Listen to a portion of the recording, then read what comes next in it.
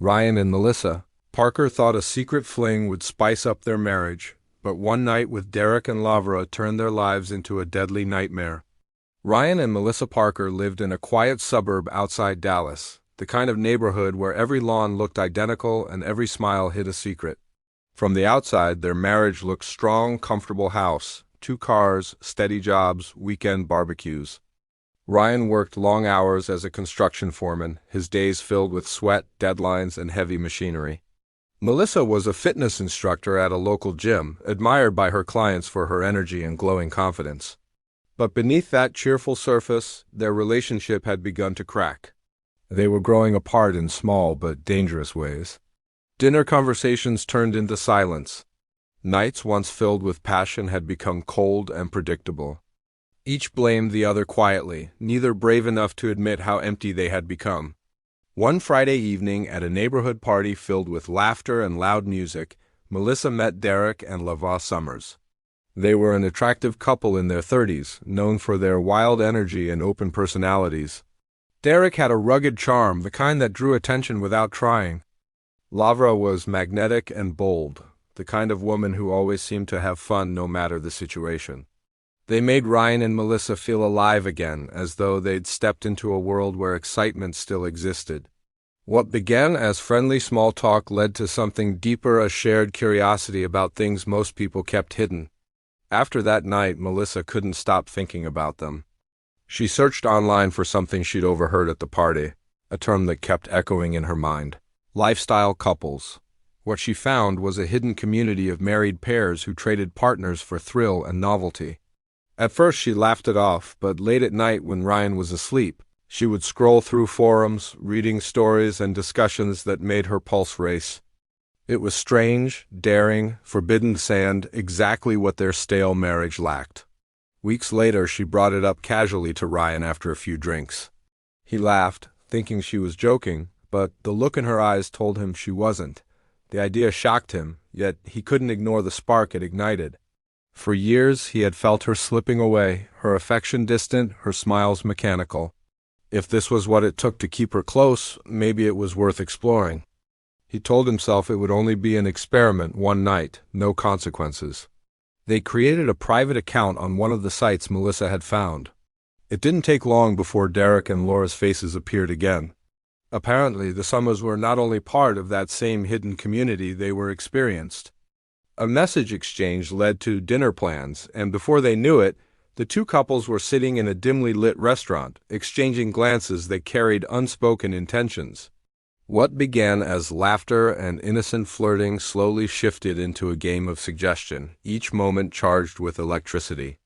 That night ended with everyone back at the Summers house, where candles flickered and the tension broke in ways none of them could have predicted.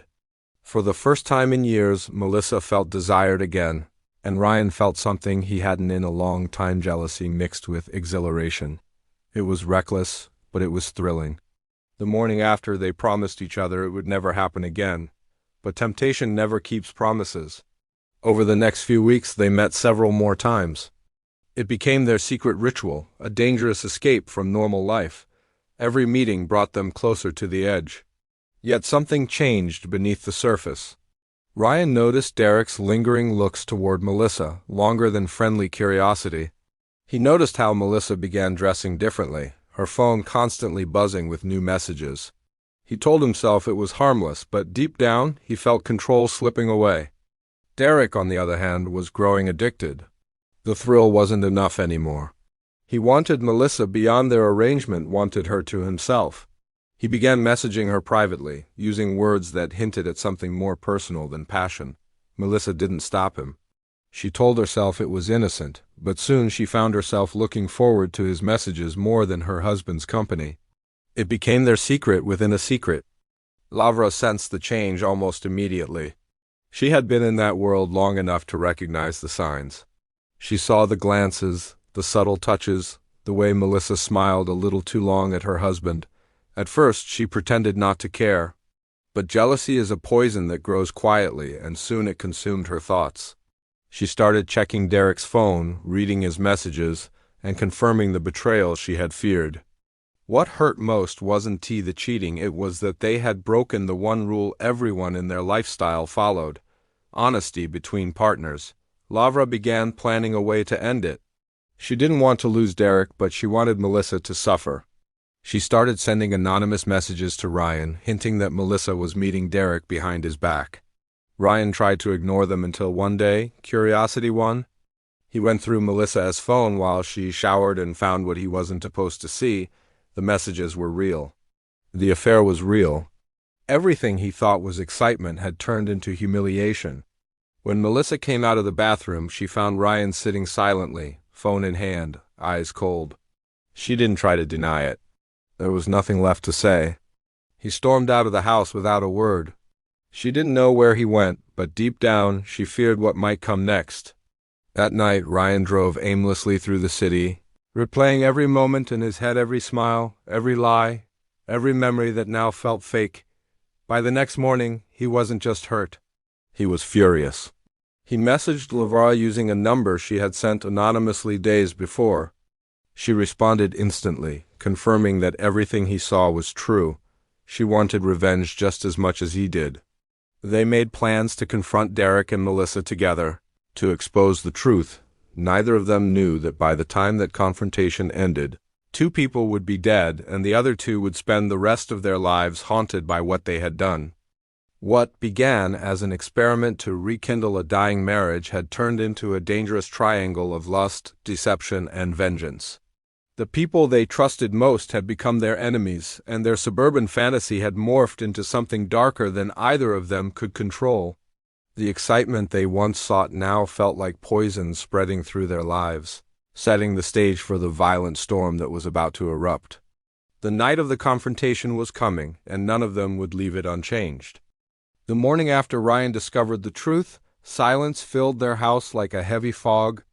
Melissa stayed in bed, her mind racing with regret and panic. She told herself it wasn't supposed to go this far, that it had all started as a game to revive her marriage. But the thrill had slowly turned into an addiction she couldn't escape. Derek had become her secret comfort, a dangerous habit she didn't want to admit she loved. Now everything was falling apart. Ryan's absence that morning terrified her. He hadn't come home all night, and every sound outside made her jump. She could feel that something terrible was about to happen. Ryan sat alone in his truck a few miles away, staring blankly at the steering wheel. He hadn't slept, hadn't eaten. His mind played the same images again and again, Melissa laughing with Derek, her phone lighting up late at night the way she used to look at him but now saved that look for someone else. The betrayal was unbearable. He told himself he wasn't a violent man, but he wanted her to feel what she had done to him. The more he thought, the more twisted his thoughts became. The messages Lavra sent him replayed in his mind. She knew everything. She even told him where Melissa and Derek were meeting next. At first, he thought Lavra wanted to help him expose them, but it became clear she had her own reasons. She wasn't seeking justice, she wanted revenge. Her marriage was collapsing, too. Derek had lied to her, sneaking around, treating her like she was invisible. Laura's anger matched Ryan's, and in their bitterness, they found an ally in each other. They exchanged dozens of messages that day, each one more venomous than the last. The plan wasn't clear at first. It started as an emotional outburst, a desire to confront the 2 cheaters and make them suffer. But as the hours passed, that anger hardened into something more deliberate. Melissa spent the day pacing the living room, calling Ryan repeatedly, leaving messages that went unanswered. She even texted Derek, begging him to stop contacting her for a while until things calmed down. Derek, however, wasn't ready to let go. He told her to meet him that night at his apartment, promising they could talk things through privately.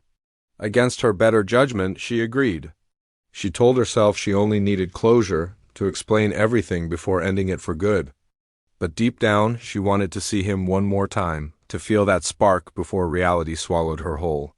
As evening approached, Melissa drove to Derek's apartment, her hands shaking on the steering wheel. She didn't notice the car that followed her, Laura's car. Inside, Lavra was watching with fury boiling in her veins. She had already been to the liquor store, and the smell of alcohol filled her car. In her glove compartment sat a kitchen knife she had taken earlier from home.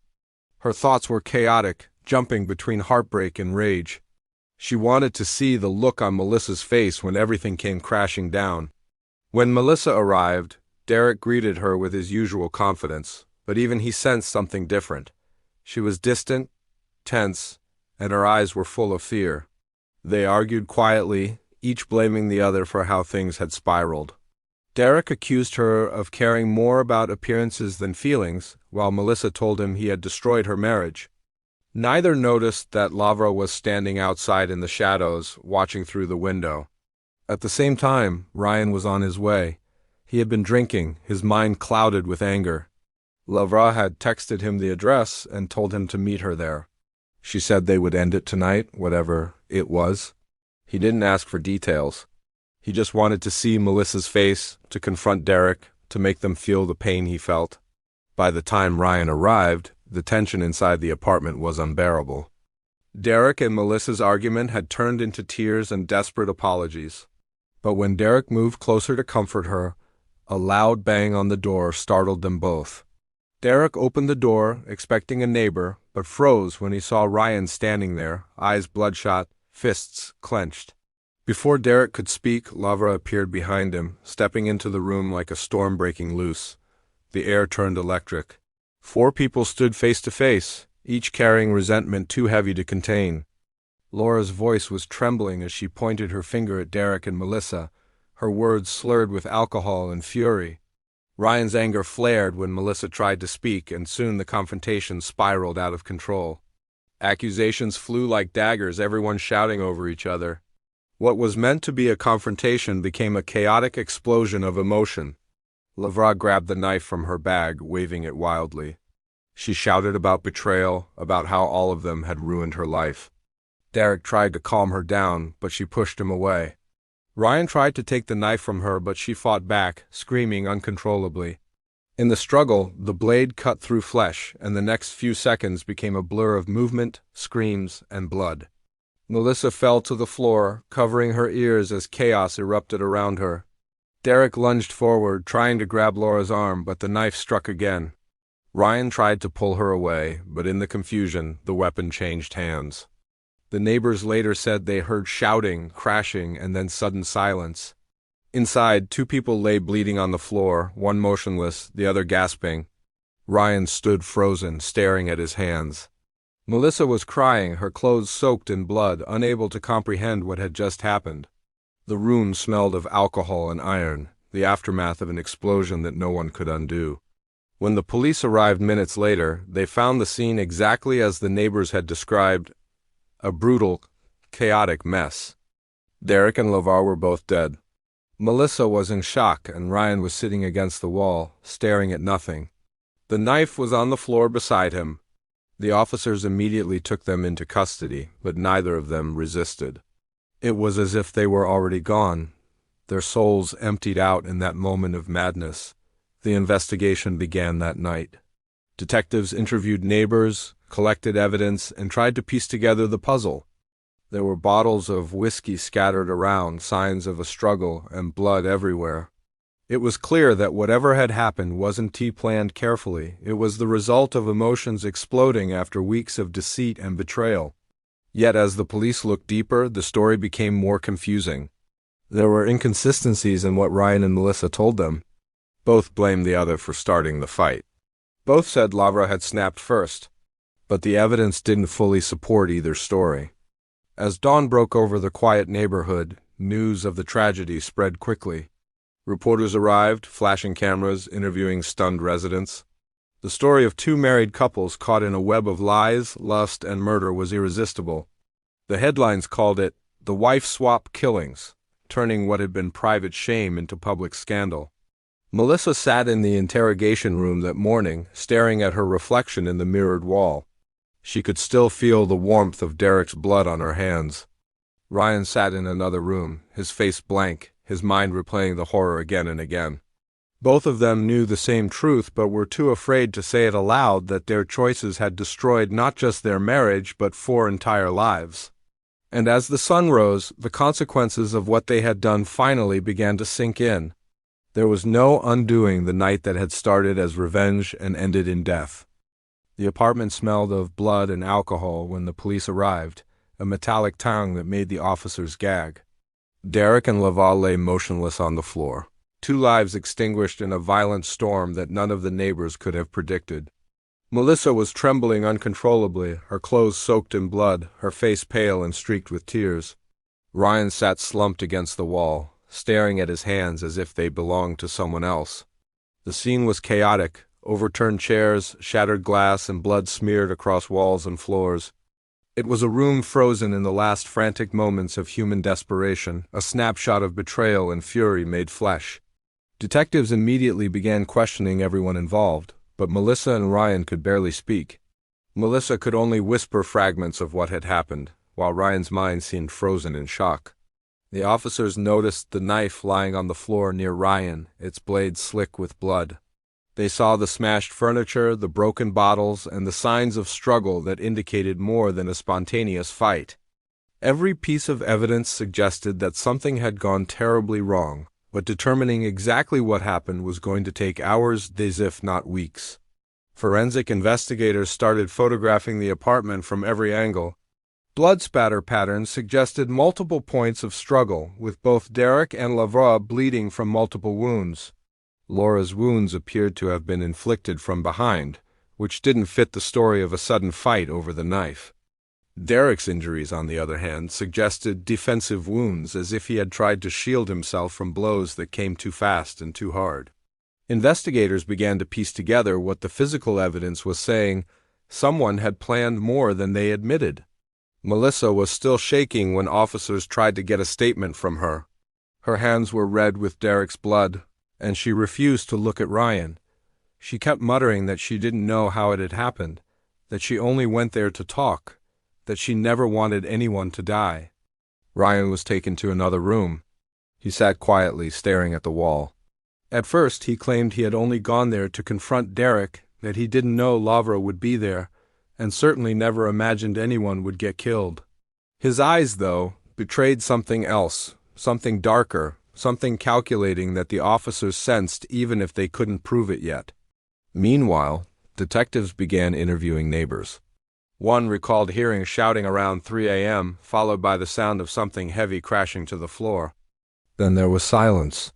Another neighbor mentioned seeing Melissa's car parked outside Derek's apartment that night, and a few noticed Ryan's truck in the lot shortly afterward.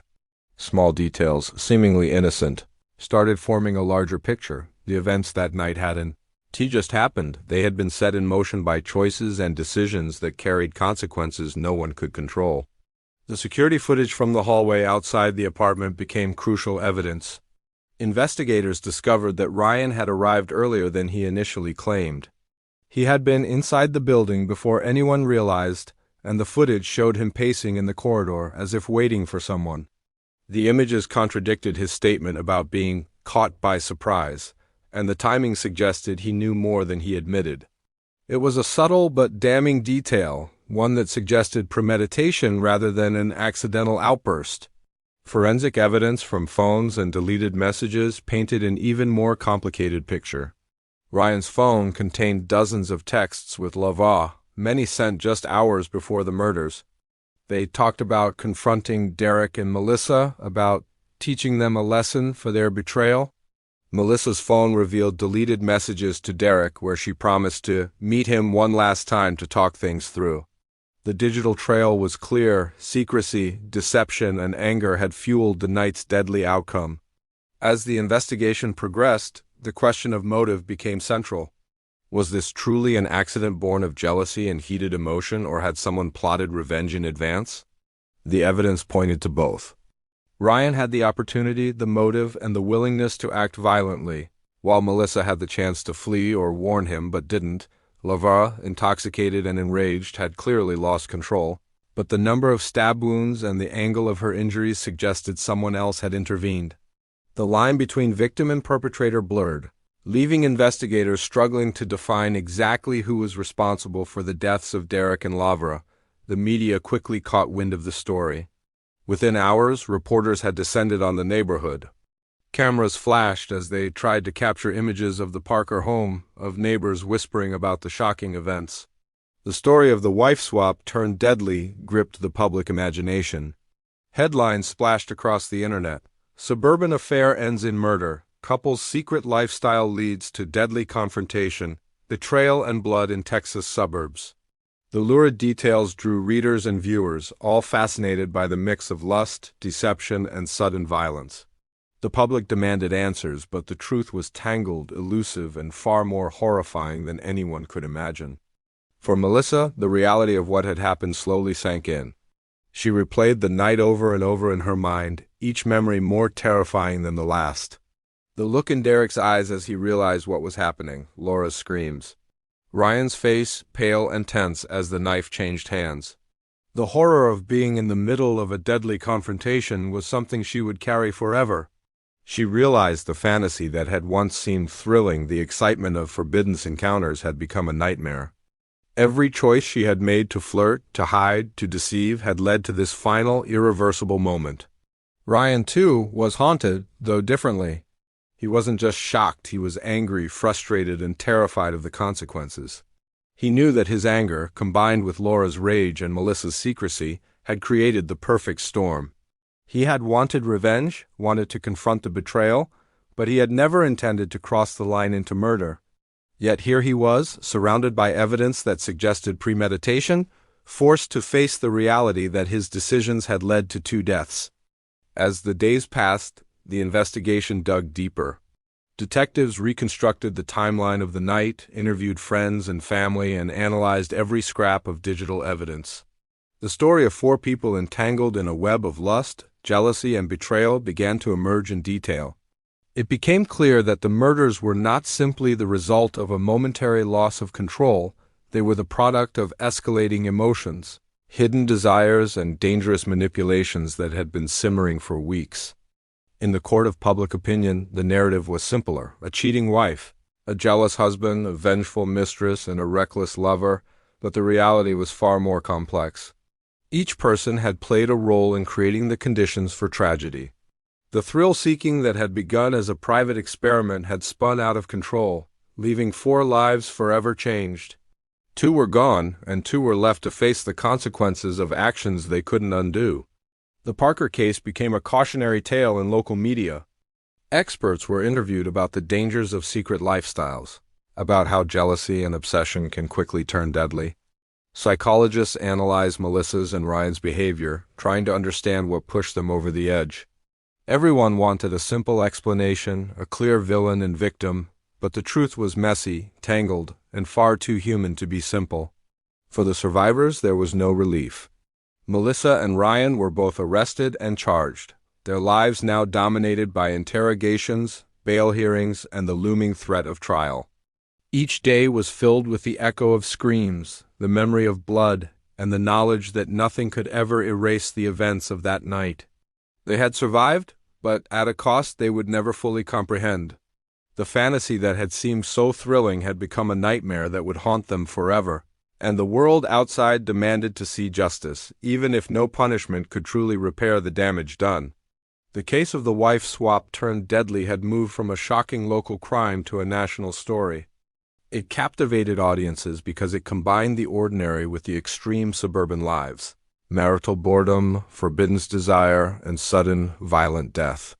And though the investigation was still ongoing, one fact remained undeniable. The lives of 4 people had been destroyed in a single night, a night born of curiosity, temptation, and human frailty. The story was far from over, and as investigators dug deeper, the dark truth behind the murders continued to unfold, revealing layers of betrayal and obsession that no one had expected. The days following the murders were filled with tension, suspicion, and an unrelenting sense of dread. Ryan sat in his cell, replaying every moment of that night over and over in his mind. Each replay revealed a new detail he hadn't noticed before: a look in Melissa's eyes, the way Derek reached for Lavah, the flash of the knife in the dim light. He told himself he had only acted to protect Melissa, to stop Lavra from harming her, but deep down he couldn't ignore the questions gnawing at him. Had he really been defending her, or had he crossed a line he could never come back from? Every thought twisted in on itself, leaving him hollow and fearful. Melissa, meanwhile, struggled with her own guilt. She had survived, but the weight of the deaths pressed down on her chest like a physical force. She thought about the hours leading up to the confrontation, the secret messages with Derek, the lies she had told Ryan, and the thrill she had felt when Derek's attention had been solely on her. What had seemed like harmless excitement had become the catalyst for disaster. She realized she had underestimated the consequences of desire and deception. Every choice, every lie, every stolen glance had led to that bloody night, and now she was trapped in a reality she could never escape. Investigators continued piecing together the timeline. They discovered that Ryan had left his house in a state of rage, but not blindly. Messages from Lavra had guided him, each text stoking his fury and convincing him that immediate action was necessary. Laura's own motives were equally sinister. She had come armed with alcohol and rage, her mind focused on revenge and humiliation. Melissa had entered that apartment thinking she could confront Derek, clear the air, and maybe end things without bloodshed. None of them had anticipated how volatile the situation would become. Forensics painted an increasingly damning picture. Laura's stab wounds indicated she had been attacked from multiple angles, and the way Derek's body was positioned suggested he had been trying to shield himself rather than attack. Blood patterns across the apartment revealed chaotic movements, confirming that the fight was brutal and prolonged. But the knife, with Ryan's fingerprints on it, became the central piece of evidence. Investigators surmised that Ryan had seized the weapon in an attempt to protect Melissa, or perhaps to control the situation, but the line between defense and aggression had blurred completely. The police also uncovered deleted text messages on Melissa's phone. Hours before the murders, she had written to Ryan, "It has to end tonight. I can't live like this anymore." The tone of the message suggested desperation, fear, and a decision she had made before even entering Derek's apartment. It indicated premeditation in its own way, a silent acknowledgement that confrontation was inevitable. Investigators now had to determine whether Melissa had acted as an unwilling participant, a passive observer, or an active conspirator. Each scenario painted a slightly different picture of the deadly events. Witnesses from the neighborhood offered conflicting accounts. Some remembered seeing Ryan pacing outside the building in the hours before the murders, while others reported Melissa arriving first, her face tense and anxious. Even small details, the time cars arrived, the sound of shouting, the sight of lights flickering through the windows, were scrutinized for clues. The puzzle pieces didn't fit neatly, but a pattern emerged. Two couples, driven by lust, betrayal, and rage, had collided in a deadly storm that none of them could have anticipated. Inside the interrogation rooms, tensions between Ryan and Melissa became evident. Neither could fully blame the other, but both struggled with guilt and denial. Ryan insisted he had acted out of anger and love for Melissa, claiming he never intended to harm anyone fatally. Melissa alternately blamed Derek and Lavar, describing a chaotic struggle that escalated beyond anyone's control. Detectives listened carefully, aware that the truth might be buried beneath layers of lies, jealousy, and fear. Every word, every hesitation, every glance became a clue to uncover the reality of what had transpired. Psychologists brought in to evaluate Ryan and Melissa found disturbing patterns. Ryan exhibited intense jealousy and a tendency to fixate on perceived betrayals, while Melissa showed signs of thrill-seeking behavior and poor judgment under emotional stress. Their profiles fit a scenario in which ordinary people, placed under extraordinary emotional pressure, could commit unthinkable acts. The experts warned investigators that this wasn't just a case of sudden rage, it was the culmination of weeks of obsession, deceit, and escalating risk. As the investigation deepened, a critical revelation emerged.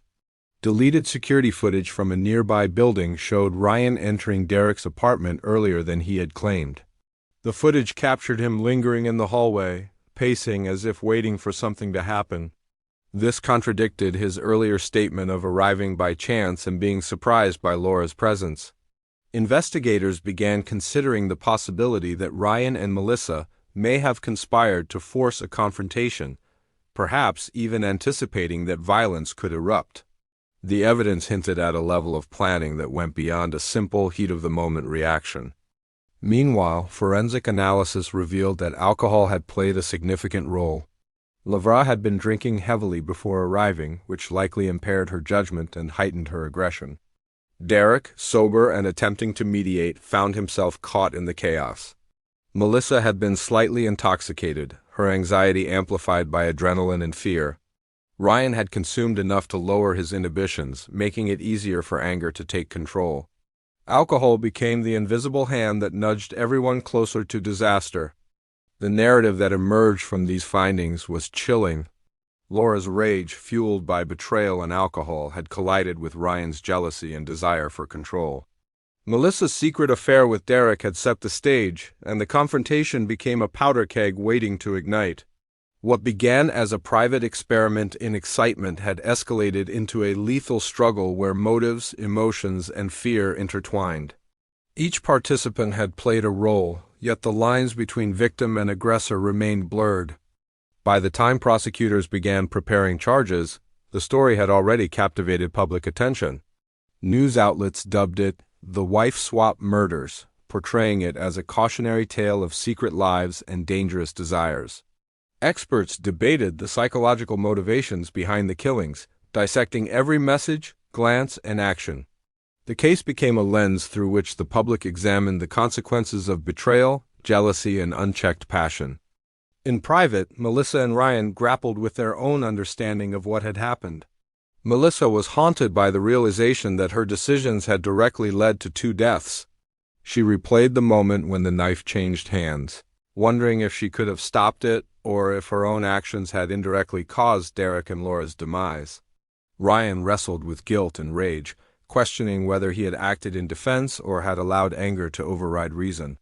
Neither of them could escape the truth. Their lives, and the lives of those around them, had been forever shattered.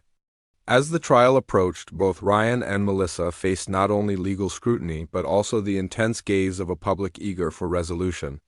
The evidence was compelling: fingerprints on the knife, security footage contradicting statements, messages that suggested foreknowledge, and the chaotic scene in the apartment.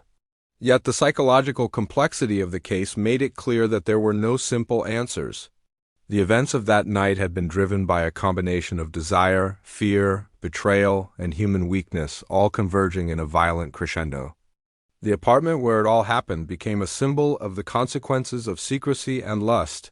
Neighbors whispered about the horrors inside, about the ordinary lives that had been destroyed in a single night.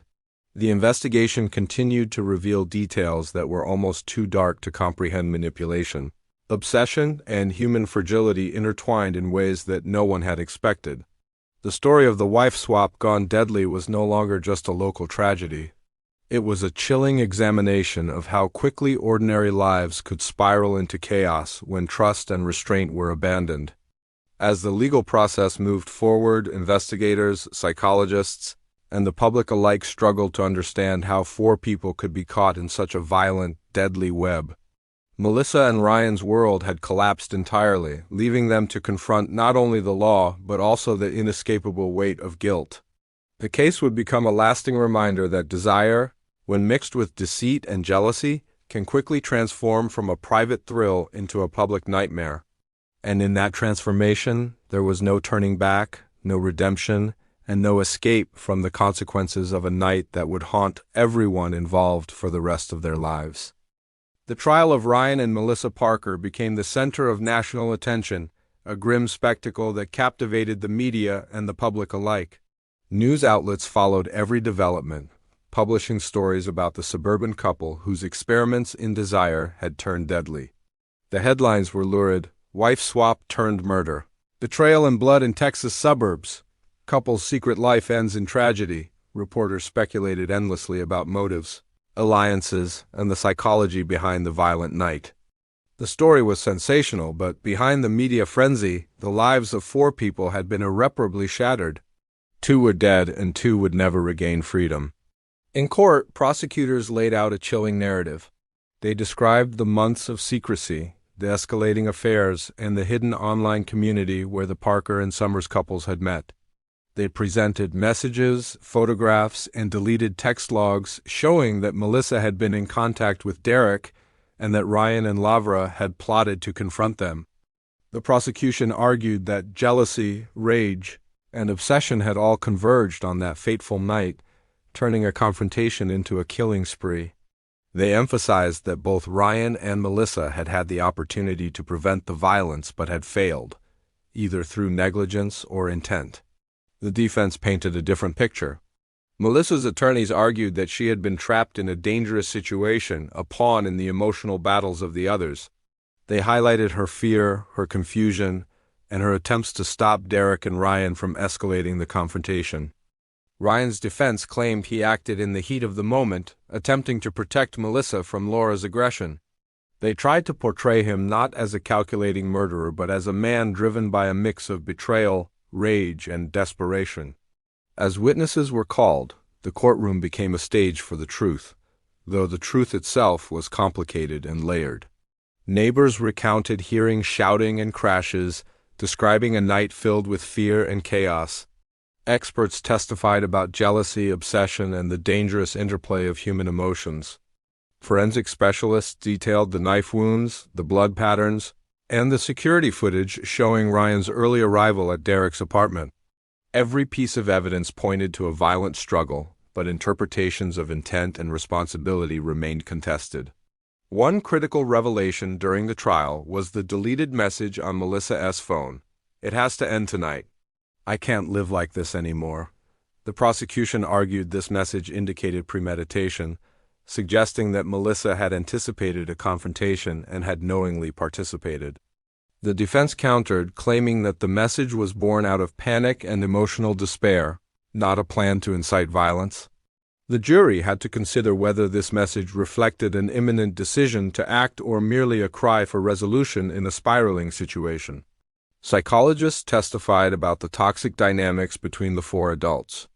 Melissa's thrill-seeking behavior and inability to foresee consequences were highlighted, as was Ryan's obsessive jealousy and impulsive aggression.